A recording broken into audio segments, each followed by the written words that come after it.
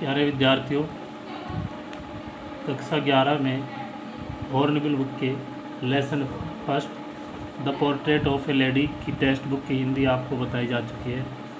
आज इसी लेसन के इसी चैप्टर के जो कुछ क्वेश्चंस है, अंडरस्टैंडिंग द टेस्ट से रिलेटेड क्वेश्चन है, तो उनको आपको मैनुअल राइटिंग में रिटन करने के बाद आपको उनकी हिंदी समझाई जा रही है। क्वेश्चन नंबर फर्स्ट है मेंशन में the three phase of others relationship.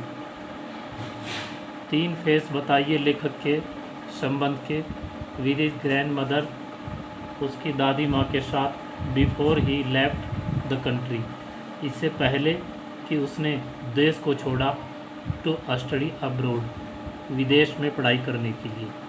ये क्वेश्चन है आपका नंबर 1 पे मेंशन में।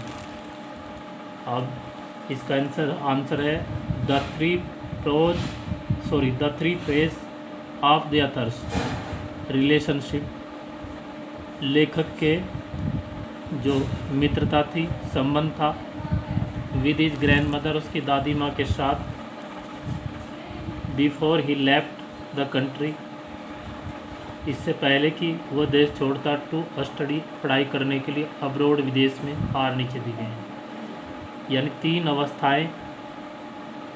अवस्थाएं लेखक की अपनी दादी माँ के संबंधों को लेकर के जो घटी, उससे पहले जब वो विदेश पढ़ाई करने के लिए गया, तो वो तीन अवस्थाएं कौन सी थी संबंध को लेकर के दादी माँ के साथ, वो तीनों अवस्थाओं का अलग अलग यहाँ पर जो नीचे वर्णन दिया जा रहा है।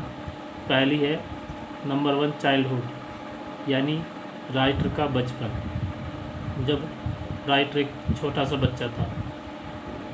सी used to tell him, she अर्थात उसकी grandmother, used to tell him, उसको सुनाया करती थी, बताया करती थी, हर चाइल्डहुड गेम, अपने बचपन के खेल, एंड स्टोरीज, और कहानियाँ, और प्रॉफिट, पैगंबरों की, देवी देवताओं की कहानियाँ। जब लेखक एक बालक था, छोटा बच्चा था, तो उसकी दादी माँ उसको अपने बचपन के खेल, जिन्हें वो बचपन में खेला करती थी, उनके विषय में, और पैगंबर, ईश्वर से संबंधित कहानियाँ बताया करती थी। When he went to the village school, जब वो गांव के विद्यालय में गया पढ़ाई करने के लिए, and the grandmother helped him, और दादी माँ ने उसकी सहायता की, टू गेट रेडी, तैयार करने में, and went to school, school जाने में, विद हिम, उसके साथ। अर्थात when he went to the village school, जब वो गांव के विद्यालय में जाता था, and the grandmother helped him, और दादी माँ उसकी सहायता करती थी, टू गेट रेडी, तैयार होने में, and went to school with him, और उसके साथ दादी माँ भी स्कूल जाती थी। सी वुड गिव हिम, वो देती थी उसको, स्टेल चपाती, बासी रोटी, अ थिक केक, एक मोटी रोटी, विद बटर, मक्खन सहित, एंड शुगर, और शुगर थोड़ा सा स्प्रेड ऑन इट, जो इसके ऊपर फैला होता था। दादी माँ उसको एक बासी रोटी, बासी रोटी जिसके ऊपर मक्खन और शुगर फैला होता था, वो दिया करती थी। सी कैरिड सीवरल स्टेल चपाती, वो ले जाती थी बहुत सी बासी रोटियां, विद हर, अपने साथ, फॉर डॉग्स, कुत्तों के लिए। दे रिटर्नड, वो लौटते थे, टुगेदर, साथ साथ, फ्रॉम स्कूल, स्कूल से, आफ्टर फिनिश देयर वर्क, अपना कार्य समाप्त करने के बाद। अर्थात जब राइटर अपनी पढ़ाई समाप्त कर लेता था और दादी माँ मंदिर में अपनी पूजा का कार्य पूरा कर लेती थी, तो दोनों साथ साथ वापस लौटते थे। नंबर 2 है boyhood.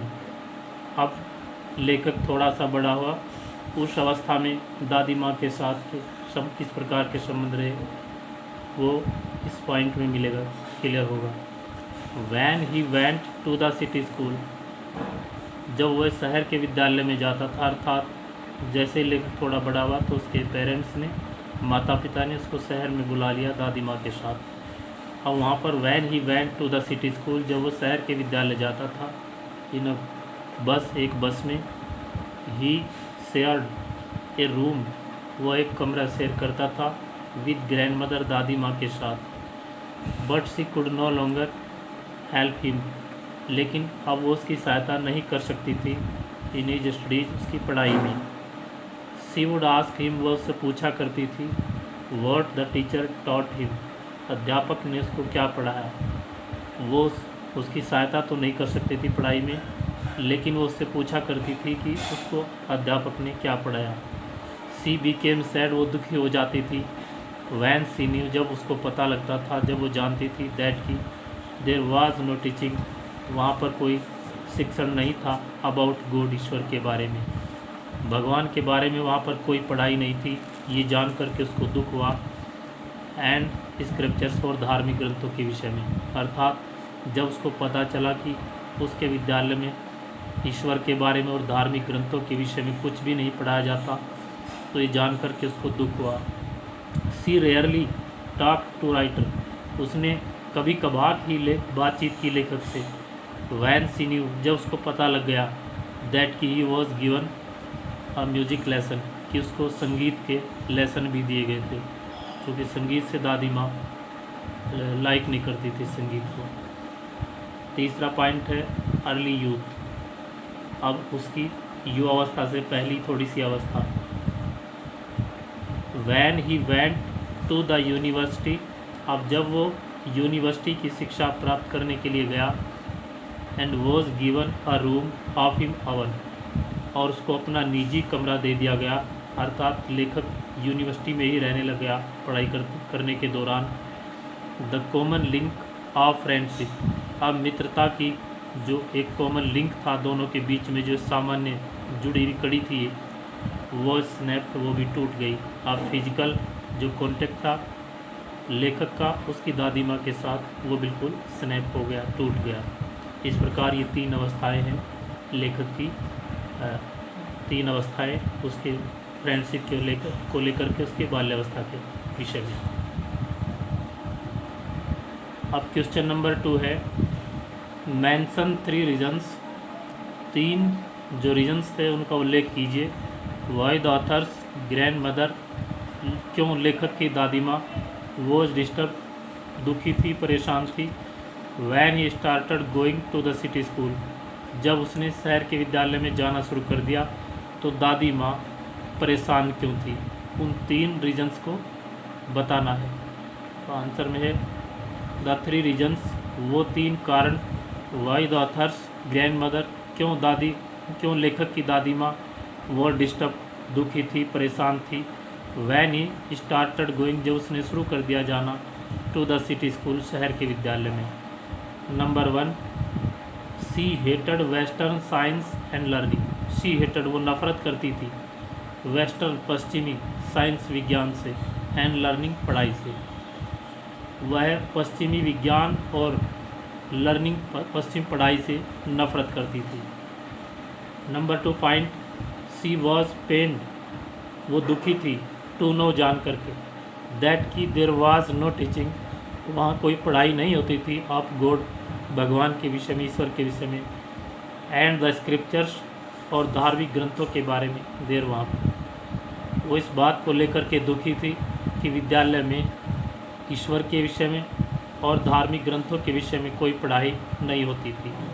Number 3 point, she did not like music lesson, वो संगीत के लेसन को पसंद नहीं करती थी, गिवन जो दिया गया था तो अथर लेखक को, इन सिटी स्कूल, शहर के विद्यालय में। सी थॉट, वो सोचती थी, इट वाज नॉट मीन, इसका मतलब नहीं था, फॉर द डिसेंट पीपल, अच्छे लोगों के लिए, अर्थात वो ये समझती थी कि संगीत अच्छे लोगों का विषय नहीं था। एंड जेंटल फॉल, और आम सामान्य लोगों के लिए। इट वाज द मोनोप्लाई, इस पर एकाधिकार था, ऑफ प्रोस्टिट्यूट्स, वेश्याओं का, एंड बेगर्स, और भिखारियों का, ओनली, केवल। इसके बाद क्वेश्चन नंबर 3 है मेंशन का, the 3 way in which the author's grand mother spent, वो 3 तरीके बताइए जिनसे लेखक की दादी माँ स्पेंड हर डेज अपने दिन बिताती थी आफ्टर ही ग्रीव अप, जब वह बड़ा हो गया उसके बाद। वो 3 उपाय बताइए जिस तरीके से लेखक की दादी माँ ने अपना जीवन बिताया, अपने दिन बिताए जब वह बड़ा हो गया। आंसर है द 3 वेज, वो 3 उपाय तरीके इन विच जिनसे कि the others grandmother spend her days अपने दिन बिताए आफ्टर ही ग्रीव अप, जब वह बड़ा हो गया, आर हैं। नंबर 1, सी लिव्ड अलोन, वो अकेली रहती थी इन हर रूम, अपने कमरे में। एज सी हैड एक्सेप्टेड, जैसा कि उसने स्वीकार कर लिया था। हर सेक्युलरिज्म, अपने एकांत को। विद रेजिग्नेशन, स्वेच्छा से। वो अपने कक्ष में अकेली रहती थी, जैसा कि उसने अपने एकांत को अपनी स्वेच्छा से स्वीकार कर लिया था। नंबर 2, सी सैट हर स्पाइनिंग व्हील, वो अपने सूत काटने के चरखे पर बैठती थी एंड रिसाइटिंग प्रेयर, और वो फिर अपनी प्रार्थना भी गाती रहती थी। वो अपने सूत काटने के चरखे पर बैठती थी, उसको घुमाती रहती थी और अपनी प्रार्थना गाती रहती थी। नंबर 3 पॉइंट है तीसरा, जिस तरीके से दादी माँ अपना जीवन व्यतीत कर रही थी आप लेखक के बड़ा होने पर। इन द आफ्टरनून, दोपहर में। सी वुड फीड, वो खिलाया करती थी द स्पैरो को फॉर हाफ एन आवर, आधे घंटे के लिए।